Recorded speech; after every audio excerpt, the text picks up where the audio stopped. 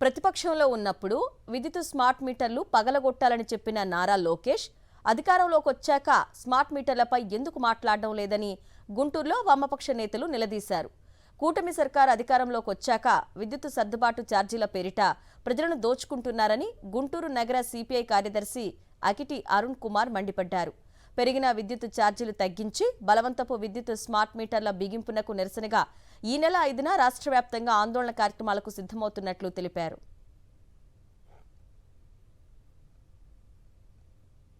Smart మీటర్లు బిగిస్తే వారిని పాల్గొట్టండి, Telugu Desam party మీకు అండగా ఉంటుందని చెప్పేసి ఆనాడు యువగలం పాదయాత్రలో ఊరూరో తిరుగుతూ ప్రచారం చేశారు. ఈ రోజు అధికారంలో వచ్చిన తర్వాత ఏ స్మార్ట్ మీటర్లు మీరు దగ్గరుండి బిగిస్తా ఉన్నారు, బలవంతంగా బిగిస్తా ఉన్నారు, బెదిరిస్తా బిగిస్తా ఉన్నారు. ఆనాడు ప్రమాదంగా ఉన్నటువంటి స్మార్ట్ మీటర్లు ఈ రోజు మీకు ఏ విధంగా ప్రజలకి ఉపయోగకరంగా మారాయని చెప్పేసి మేము అడుగుతా ఉన్నాం. ఖచ్చితంగా మీరు ఆనాడు ఇచ్చినటువంటి వాగ్దానం ఏదైతే ఉందో స్మార్ట్ మీటర్లు బిగించామని చెప్పేసి ఆ మాట మీద నిలబడండి.